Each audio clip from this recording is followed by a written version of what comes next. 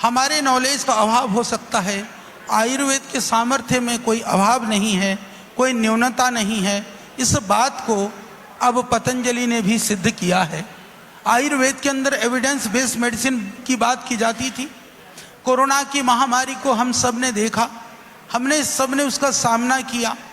जब सारी दुनिया के अंदर एक हाहाकार और कहीं ना कहीं हताशा और निराशा का वातावरण था, आयुर्वेद लोगों के लिए एक आशा की किरण बन करके सबके सामने आया और कोरोनिल जैसी महाऔषधि से, जिसके विषय में लोगों ने बहुत प्रश्न चिन्ह करने का प्रयास किया, पर हमें आज इस बात को कहते हुए प्रसन्नता है कि दुनिया के तमाम देशों के अंदर कोरोनिल ने तहलका मचाया और वर्ल्ड का टॉप लेवल के रिसर्च जर्नल्स में कोरोनिल ने वह कवर पेज पर स्थान पाया और विश्व के जो टॉप रिसर्चेज होते हैं जिसका साइटेशन मैक्सिमम किया जाता है, उन रिसर्च पेपर में कोरोनिल का रिसर्च पेपर है। इसीलिए आयुर्वेद में शक्ति है, उस शक्ति को दुनिया में पहुंचाने के लिए हमको प्रयास करने की आवश्यकता है।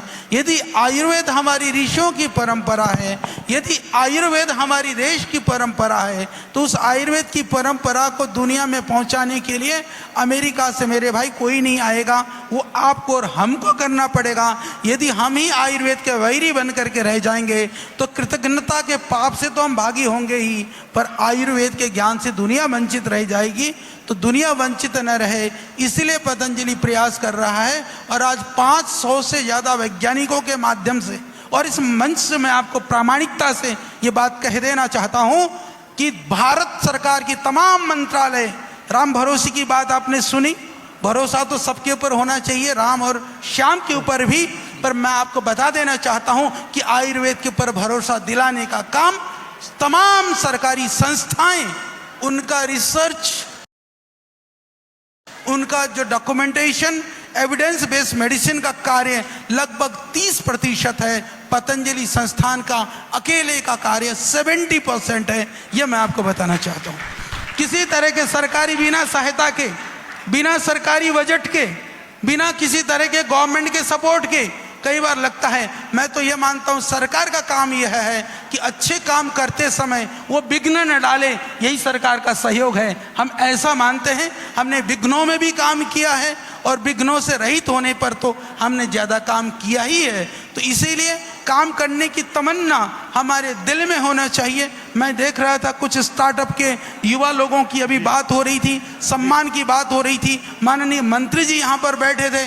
मंत्री जी को, अच्छे मंत्री हैं, उत्तराखंड का यदि स्टार्टअप की आप बात करें, होम स्टे आप देखिए कितना हो रहा है, कितना बढ़ सकता है गवर्नमेंट ने यदि थोड़ा सा सपोर्ट कर दे तो। आज जड़ी बूटियों की बात करें, आज पूरा जितना भी उत्तराखंड के अंदर लगभग 16 lakh ton horticulture, agriculture, herbal produce होता है। इससे ज्यादा की खरीद पतंजलि अकेला ही करता है। तो कितनी संभावना है, उन संभावनाओं को लोगों को पता भी नहीं है, जनता को भी नहीं पता, कई माने में सरकार को भी नहीं पता। मैं कहता हूं कि पहले ज्ञान ग्रहण करें, ज्ञान ग्रहण कर करके हम जनता को उसका वितरण करें, क्योंकि हमारी अज्ञानता कई बार वह समाज में ज्ञान से विमुख रखने का काम कराती है। अमर उजाला अब आपके टीवी पर भी। अपने स्मार्ट टीवी पर YouTube पर सर्च करें अमर उजाला, चैनल सब्सक्राइब करें और देखें ताजा खबरें, वो भी HD क्वालिटी में। और हाँ, बेल आइकन दबाना ना भूलें ताकि हर खबर हो आपके घर। अमर उजाला, निष्पक्ष, निर्भीक, निरंतर।